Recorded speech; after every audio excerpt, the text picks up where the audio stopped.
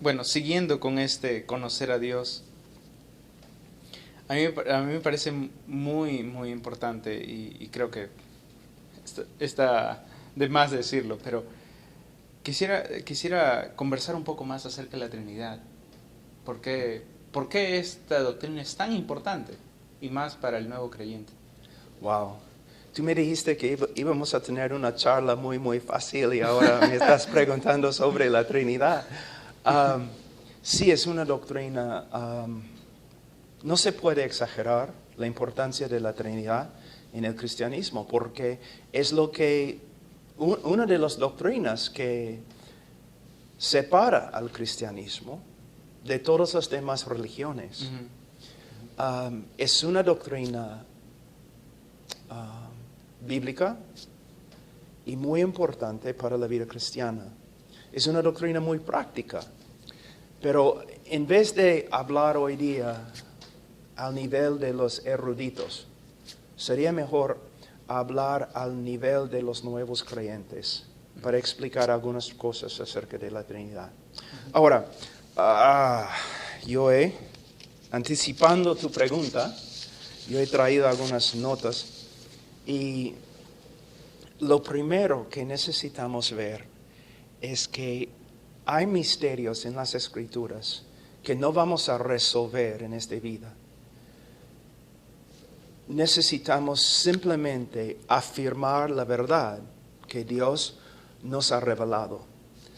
Y con respecto a la Trinidad, hay misterio, de verdad. Pero también hay misterio con respecto a la omnisciencia de Dios o la omnipresencia de Dios. Pero en la Trinidad, lo que tenemos que hacer, especialmente para el nuevo creyente, es simplemente afirmar la verdad que Dios nos ha dado. Dios es uno. El cristianismo no tiene tres dioses, como algunas sectas dicen acerca de nosotros. No tenemos tres dioses. Dios es uno. Pero a la vez tenemos que afirmar de la Escritura, ¿no?, que el Padre se llama Dios. Tiene los atributos de Dios y hace las obras de Dios. El Hijo, podemos decir lo mismo, se llama Dios. Tiene los atributos de Dios y hace las obras de Dios. El Espíritu Santo, igual. Entonces, una vez yo estaba hablando con un testigo y él dijo, si tú no me puedes explicar cómo Dios puede ser uno y Dios puede ser tres, no voy a creerlo. Y yo le dije, bueno, ¿puedes explicarme cómo funciona la electricidad? Y él me dijo, no. Entonces, ¿vas a quedarte en la oscuridad simplemente porque no puedes explicar cómo funciona? Tú sabes que es una realidad, pero como ser humano tú tienes limitaciones. Es lo mismo, yo afirmo lo que la Biblia afirma. Y Dios es uno y hay tres personas que son Dios. Con respecto a Dios es uno, vamos primeramente a Deuteronomio y vamos a ver un texto que es muy importante hasta el día de hoy para los judíos. Capítulo 6, versículo 4. Hace 3 semanas yo estuve en Tel Aviv y estuve también en Jerusalén. Y en casi cada lugar vas a ver en las paredes, en las tiendas donde se venden camisas para los turistas, tú vas a ver, versículo 4, escucha, oh Israel, el Señor es nuestro Dios, el Señor uno es. Now, cuando en el Antiguo Testamento, en hebreo, cuando escuchamos escuchar, especialmente como un mandamiento, escucha, significa más que simplemente oír, sino también obedecer. Que esta verdad debemos oír y debemos aplicar a nuestra vida. ¿Okay? Entonces, un texto muy importante llega a ser en hebreo Shema, que significa oír, escucha. Entonces, Dios es uno y es el testimonio de toda la Escritura. Y no solamente el Antiguo Testamento, sino también el Nuevo Testamento testifica que Dios es uno. Los apóstoles no cambiaron nada con respecto a esta verdad fundamental de la religión de la Biblia. Dios es uno. Podemos ir a 1 Corintios. Por ejemplo, Pablo está obrando acá, predicando entre un grupo de personas, una cultura que tenía muchos dioses. Y en versículo 4, él dice, por tanto, en cuanto a comer de lo sacrificado a los ídolos, sabemos que un ídolo no es nada en el mundo y que no hay sino un solo Dios. A la vez, él dice, hay un solo Dios y un solo mediador entre Dios y los hombres, Jesucristo. El hombre Jesucristo. Ahora, entonces, el nuevo cristiano, el nuevo creyente necesita saber y afirmar que hay un solo Dios. Pero a la vez, tenemos que afirmar que en el Nuevo Testamento y a veces en el Antiguo Testamento, podemos ver textos que nos muestran que aunque Dios es uno, hay algo casi inexplicable, especialmente en el Antiguo Testamento, que está comenzando a revelarse. El Hijo de Dios, el Mesías, que a veces en los profetas, aún en la ley, podemos ver un hombre, pero a la vez este Mesías es mucho más que un hombre. Por eso muchos rabinos y muchos escribas y estudiantes antes de la venida de Cristo y aún después afirmaban que el Mesías iba a ser divino. También vemos el Espíritu Santo, no solamente en el Nuevo Testamento, sino también en el Antiguo Testamento. Y podemos ver que tiene atributos divinos, está haciendo obras que solamente Dios hace. Por ejemplo, el verbo para crear en hebreo solamente se usa con respecto a Dios, pero podemos ver en Génesis 1, Dios está creando en el principio, pero el Espíritu Santo está involucrado. Llegamos a Colosenses capítulo 1 y entendemos que por medio del Hijo todo fue creado. Entonces, la idea de que hay tres personas que son igualitas divinas, igualmente divinas, no es solamente una doctrina nuevo testamentaria, sino también se encuentra en la ley, la literatura de sabiduría y también en los profetas. Es muy importante. Ahora, vamos a ver, ahora, voy a cambiar página aquí, la hoja. Vamos a ver algunas cosas acerca de la Trinidad. Y para hacerlo, primeramente vamos a Mateo 28. Y vamos a ver algo que es, por lo menos, muy interesante.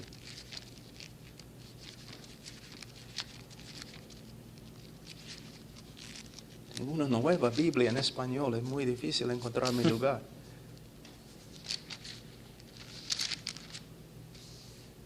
En la Gran Comisión, dice en versículo 18, y acercándose Jesús les habló diciendo, toda autoridad me ha sido dada en el cielo y en la tierra. Ahora, este texto es muy importante para los misioneros que están trabajando en el campo misionero, ¿no es cierto? Porque es muy difícil. Necesitamos saber que nuestro Señor tiene toda autoridad en la tierra. Pero no solamente en la tierra, en el cielo. Entonces, ¿de verdad Dios va a dar autoridad, una autoridad así, a un mero hombre? No lo creo. Aquí mismo, en este texto de la Gran Comisión, tenemos una declaración muy clara de que Jesús es más que un ángel, más que un hombre, más que un Dios pequeño. Es Dios de verdad. En el sentido más estricto de la palabra, Jesús es Dios. Pero aquí tenemos también algo acerca de la Trinidad. Dice en versículo 19, id pues y haced discípulos de todas las naciones, bautizándolos en el nombre del Padre y del Hijo y del Espíritu Santo. Quizás un nuevo creyente dice o pregunta, ¿qué tiene que ver con la Trinidad? Bueno, no solamente es el hecho que se mencionan acá el Padre, el Hijo y el Espíritu Santo, sino dice en el nombre del Padre, del Hijo y del Espíritu Santo. Debe decir lo siguiente, en los nombres del Padre, del Hijo y del Espíritu Santo. Pero dice en el nombre singular de 3 personas, plural. Entonces aquí podemos ver no solamente que Dios es uno, un solo nombre, pero a la vez 3 personas.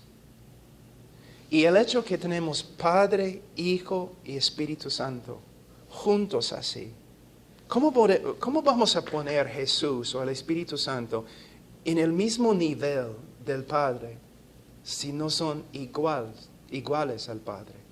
¿Me entiendes? Ujú. Entonces, en este texto, es un texto acerca de la Gran Comisión, podemos ver algo de la Trinidad. Y cuando un cristiano se bautiza, no solamente es una proclamación pública acerca de su identificación con el cristianismo, con Jesús, pero se bautiza en el nombre del Padre, del Hijo, del Espíritu Santo. Muy importante. Y también podemos verlo en 2 Corintios. Vamos a 2 Corintios un ratito.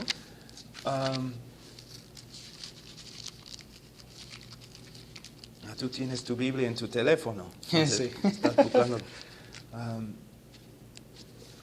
Capítulo 13.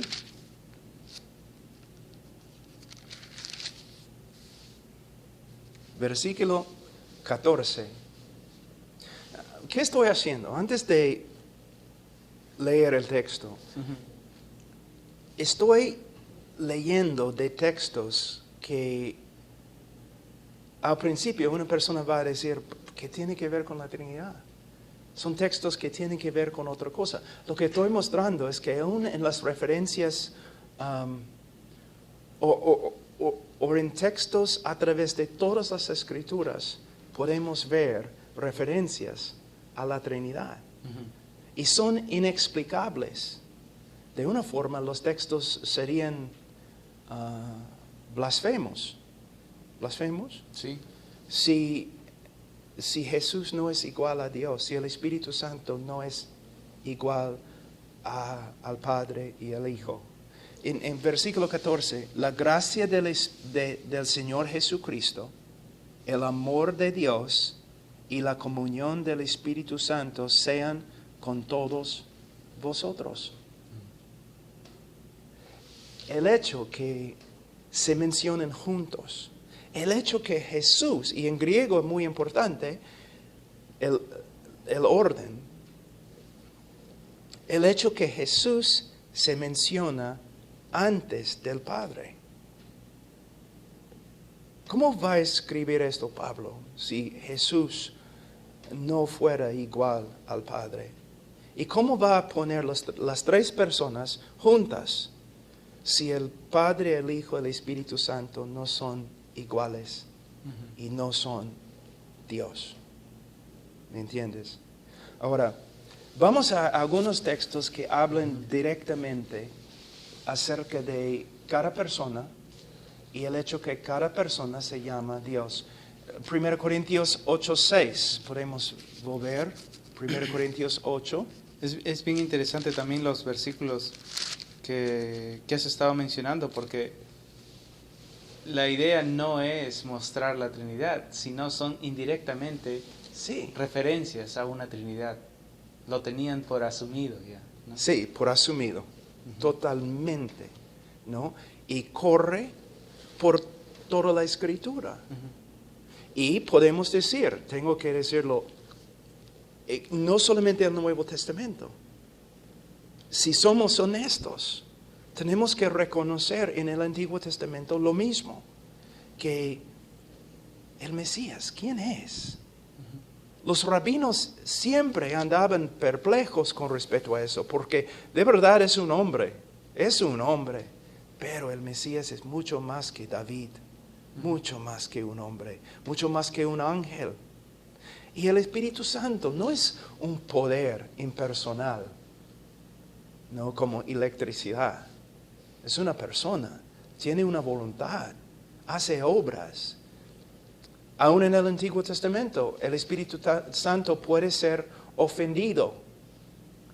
Ya comenzamos a ver, hay algo que está pasando acá. Es una de las razones por las cuales de verdad me encanta el Antiguo Testamento. Es un tesoro. Es como Que, buscar y buscar. por medio de estudiar en el Antiguo Testamento, tú comienzas a ver, wow, la doctrina de Cristo se encuentra acá. La doctrina del Espíritu Santo se encuentra acá, claramente. Y Jesús, Él no se encuentra solamente en el Nuevo Testamento, se encuentra en cada página de la Biblia. Todo tiene que ver con Él. Y los grandes predicadores, ellos se daban cuenta de eso. Y sus prédicas eran tan impactantes porque predicaban a Cristo. No simplemente una moralidad o 10 principios por los cuales podemos mejorar la vida. No, ellos predicaban a Cristo. Y es lo que nosotros debemos hacer, es predicar a Cristo. Ahora, en 1 Corintios 8:6, sin embargo, para nosotros hay un solo Dios, el Padre, de quien proceden todas las cosas y nosotros somos para Él, y un Señor Jesucristo por quien son todas las cosas y por medio del cual existimos nosotros. Algunas sectas dicen, ya, ve, ustedes, los cristianos deben escuchar este texto porque dice hay un solo Dios, el Padre. Sí, Pablo en este momento está enfatizando la deidad del Padre. Pero no debemos olvidarnos. ¿Qué más dice? Mira, Jesús se llama el Señor en el mismo texto. El Señor, que en el Antiguo Testamento es una palabra muy importante que se reserva solo para Dios. También existimos por medio de Él. Pero la Biblia dice que Dios sustenta el mundo, que Dios creó el mundo. Entonces, no es una negación, solamente Él está poniendo énfasis en la persona del Padre. Ahora, vamos a Juan 1. Ya, hablando así no voy a poder entrar en el cielo, ¿no? No. Juan 1:1. En el principio existía el Verbo, y el Verbo estaba con Dios, y el Verbo era Dios. Es lo que el texto dice. En el griego dice, la énfasis es aún más sobre la deidad del Verbo. ¿Por qué? En el griego dice, en el principio existía el Verbo y el Verbo estaba con Dios y Dios era el Verbo, poniendo la énfasis en su deidad. Y si no está diciendo que el Verbo es Dios, entonces versículo 14 no tiene significado. ¿Por qué? Está hablando de la encarnación. ¿La encarnación de qué? Un ángel, pero vamos a Hebreos y sabemos que es mucho más que un ángel. Y no es nada entre un ángel y Dios. Claramente la Biblia dice que es Dios. A veces los testigos de Jehová, o mejor dicho, los testigos sin Jehová, vienen a la puerta y un nuevo creyente contesta y comienzan a hablar de la deidad, o los testigos negando la deidad de Jesús. Y siempre dicen a los nuevos creyentes, pero si tú supieras, si tú pudieras leer el griego, sabrías que en el griego claramente no dice Dios, sino un Dios. Cuando ellos vienen a mi casa y dicen que tal cosa, yo siempre digo, ¿de verdad? ¿Es lo que dice? Wow, en griego. ¿Tú lo sabes? ¿Tú sabes que dice en griego un Dios? Sí, claro. Un ratito. Yo voy a mi biblioteca, traigo mi Nuevo Testamento en griego. Yo les doy mi Nuevo Testamento. Muéstrame. Yo no lo hago simplemente para avergonzar a la persona, pero mayormente ellos siempre te visitan dos personas, un líder y un discípulo. Estoy tratando de mostrar al discípulo que su líder es un mentiroso. Yo le doy mi Nuevo Testamento en griego. Aquí, Señor, muéstrame. Y el hombre está mirando. Mira, yo dejo de hablar con él y yo hablo con su discípulo. Mira, él entró a mi casa básicamente tratando de engañarme, que él no era experto en griego. Pero mira, él ni puede encontrar el libro de Juan en griego. De verdad, joven, ¿este es el hombre que quieres seguir? Por supuesto, los nuevos creyentes no pueden hacer eso, quizás no leen griego. Pero no deben tener miedo cuando los testigos vienen con su conocimiento de griego, porque no tienen conocimiento de griego. Otra cosa que es muy importante, bueno, si podemos, vamos a volver a este asunto de los testigos, porque yo voy a explicar cómo yo testifico a los testigos después. Pero la Biblia claramente aquí en Juan 1:1 dice que el verbo es Dios. Luego podemos ir a Hechos, capítulo 5, y vemos en versículo 3, ¿no? La historia, el castigo de Ananías y Zafira. Versículo 3, mas Pedro dijo a Ananías, ¿por qué has llenado, Satanás, tu corazón para mentir al Espíritu Santo y quedarte con parte del precio del terreno? Versículo 4, mientras estaba sin venderse, no te pertenecía, y después de vendida, no estaba bajo tu poder. ¿Por qué concebiste este asunto en tu corazón? No has mentido a los hombres, sino a Dios. Versículo 3, él mintió al Espíritu Santo. Versículo 4, mintió a Dios. Este es un texto muy, muy pequeño, pero podemos llenar horas de video ahora, hablando de todos los textos en el Antiguo Testamento y el Nuevo Testamento que hablan de la deidad del Espíritu Santo.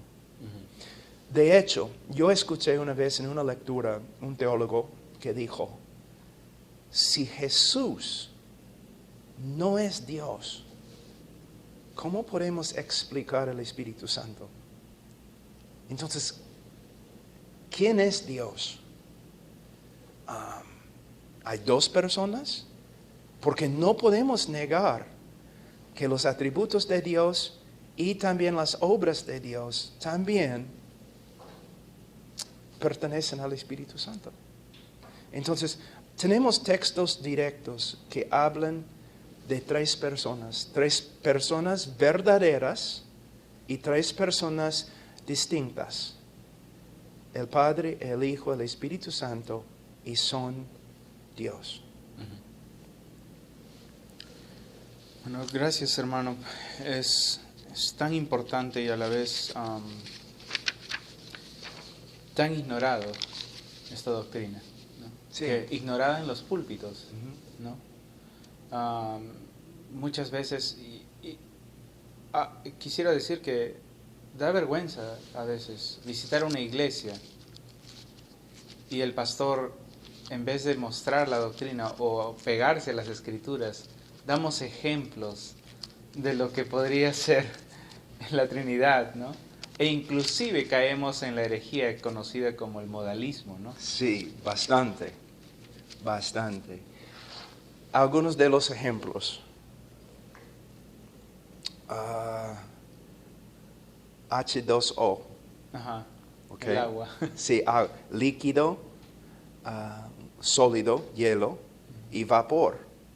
No es una buena ilustración, hermano, es moralismo, es una herejía. Modalismo. Moralismo. También, ¿qué es este? Viene del pasto y es una sola planta, pero tiene 3 hojas. El trébol. Sí, ¿no? Tampoco es una buena ilustración. Lo que necesitamos ver es que a través de la historia, herejías con respecto a la Trinidad han venido de 2 totalmente diferentes fuentes. Los que negaban la Trinidad, por supuesto, pero también los que trataban de defender y explicar la Trinidad. A veces usaron ilustraciones no bíblicas, antibíblicas. Pero vamos a hablar un ratito acerca de moralismo. Modalismo. ¿Cómo es? De modo. Moda. De modo. Modo. Modalismo. Modalismo. Eso. Ay. Yeah. Esa herejía se encuentra bastante en nuestro Perú. El grupo, ¿cómo se llama? Solo Jesús. Los unitarios, creo. En el norte del Perú, en la sierra también. Yo he tenido que hablar con personas que eran víctimas de esa doctrina. Y ellos dicen básicamente que si hay un solo Dios, pero no hay 3 personas distintas y verdaderas, sino Dios se revela a través de 3 diferentes modos. ¿No? En el Antiguo Testamento, el Padre. En el Nuevo Testamento, el Hijo, en la Encarnación. Y ahora en el Espíritu Santo. El problema es que el Padre, el Hijo y el Espíritu Santo crearon el mundo. Sostienen el mundo. También hay un texto muy sencillo que demuestra cuán ridículo es esta herejía. Se encuentra en Marcos capítulo 1. Marcos 1, versículo 10. Está hablando del bautismo de Jesús. En versículo 9, y sucedió en aquellos días que Jesús vino de Nazaret, de Galilea, y fue bautizado por Juan en el Jordán. E inmediatamente al salir del agua, vio que los cielos se abrían y que el Espíritu Santo como paloma descendía sobre él, y vino una voz de los cielos que decía: Tú eres mi Hijo amado, en ti me he complacido. Ahora, el Hijo es bautizado, el Espíritu desciende y el Padre habla del cielo. Entonces, el Hijo en el agua, bautizado, el Espíritu descendiendo sobre él y el Padre hablando del cielo. En esta ilustración tan sencilla ya podemos ver que la doctrina es una herejía.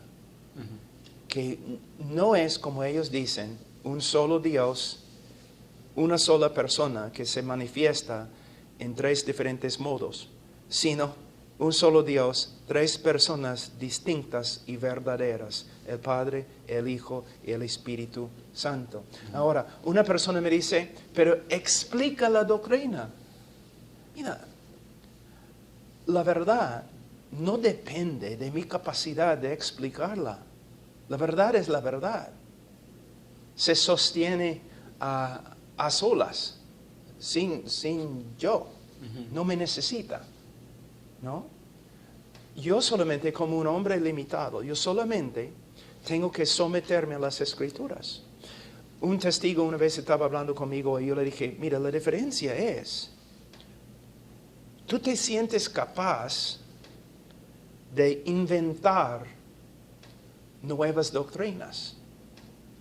Yo me someto a solamente lo que se revela en las Escrituras. Yo no tengo opciones porque yo creo que la Biblia es la palabra de Dios. Y si la Biblia me dice que Dios es uno, yo tengo que afirmar, conforme a cómo se explica en las Escrituras, que Dios es uno. Y si la Biblia me dice que el Hijo, el Padre, el Hijo, el Espíritu Santo, cada uno lleva el nombre de Dios, yo tengo que aceptarlo. Yo no tengo opciones.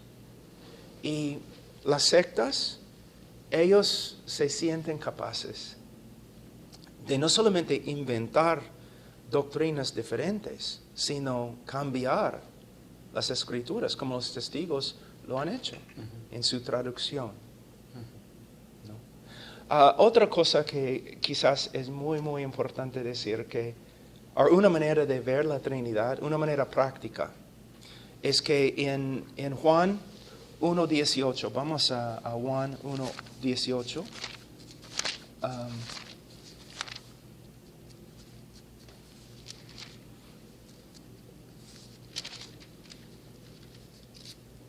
Nadie ha visto jamás a Dios. El unigénito Dios que está en el seno del Padre, Él le ha dado a conocer. Entonces, el Padre es el Dios invisible, que según las Escrituras nadie lo ha visto, nadie, no en su plena gloria, pero Jesús sí, y Jesús nos ha explicado quién es Dios, por medio de su encarnación y por medio de sus obras y por medio de sus enseñanzas. Entonces el Padre es el Dios invisible, el Hijo es el Dios encarnado. Y podemos ver de un texto que ya hemos leído, versículo 1 y versículo 14 del libro de Juan. ¿No? En versículo 1, en el principio existía el Verbo y el Verbo estaba con Dios y el verbo era Dios. 14, y el Verbo se hizo carne y habitó entre nosotros. Y vimos su gloria, gloria como del unigénito del Padre, lleno de gracia y de verdad. La palabra habitar acá se puede, en griego, es más que Él tabernaculó entre nosotros, se puede decir. No, en el Antiguo Testamento, durante los reinados de David, Salomón, durante las épocas del templo, Dios habitó dentro del templo.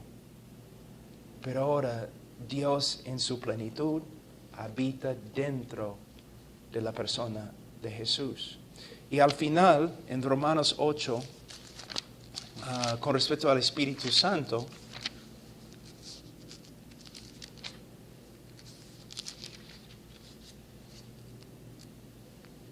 dice, sin embargo, vosotros no estáis en la carne, sino en el Espíritu, si en verdad el Espíritu de Dios habita en vosotros. Pero si alguno no tiene el Espíritu de Cristo, el tal no es de Él. Aquí podemos ver que el Espíritu Santo es Dios habitando en nosotros. Entonces, el Padre en el cielo, que nadie lo ha visto en la plenitud de su gloria. El Hijo, que nos ha revelado al Padre, y también el Espíritu Santo, que ahora habita, mora dentro del creyente. Y también en el texto que yo leí hay algo muy interesante. Simplemente escucha lo que dice. Sin embargo, vosotros no estáis en la carne, sino en el Espíritu. Hablando del Espíritu. ¿Okay? Si en verdad el Espíritu de Dios habita en vosotros, pero si alguno no tiene el Espíritu de Cristo, el tal no es de Él. En un texto que no tiene como su propósito principal enseñar la Trinidad, enseña la Trinidad. Entonces es una doctrina en la cual podemos confiar, es una doctrina que tenemos que creer, si de verdad somos cristianos.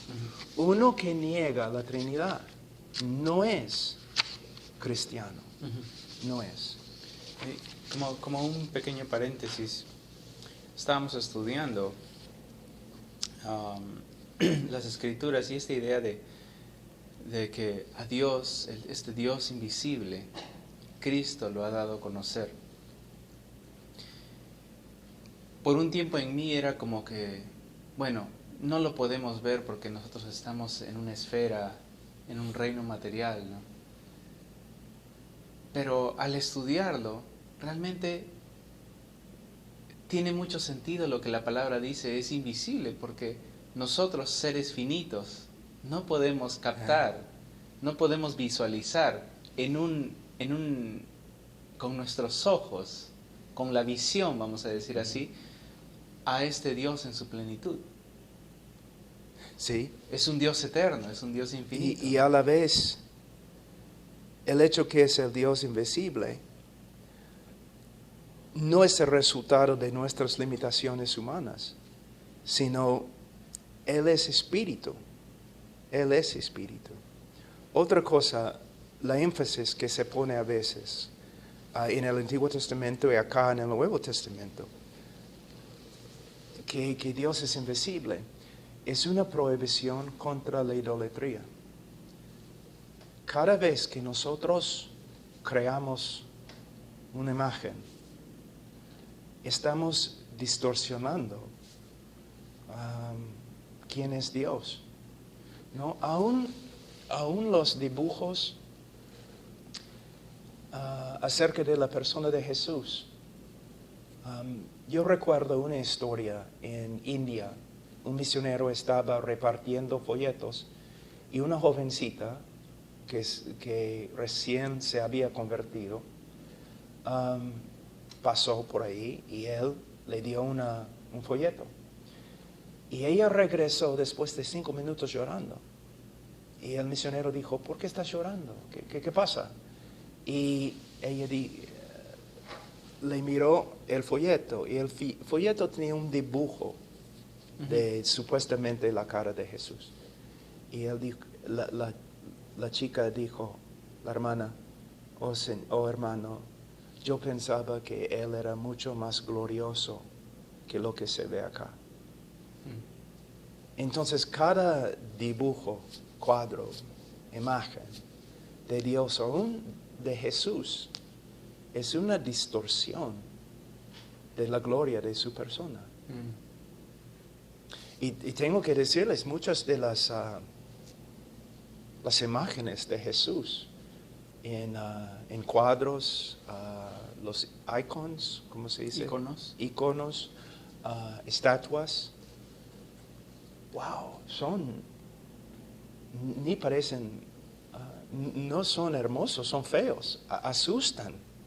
Y sí. Muchos son muy femeninas. Y es una distorsión completa de quién era Jesús, el hombre, y quién es. Entonces debemos tener bastante cuidado, aún en la literatura que damos a los niños. ¿No? ¿Qué dicen? En inglés dicen que a photograph is worth 1,000 words. Una foto. Una imagen habla más que miles de palabras. Sí.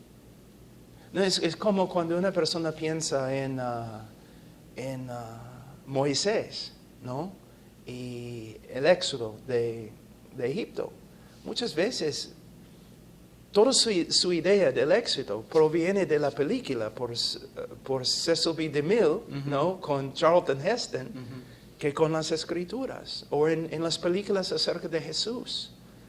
Jesús es más gringo que todos los demás que están alrededor de él, más alto, más hermoso. El único con cabello largo. Sí, el único con cabello largo, ojos verdes.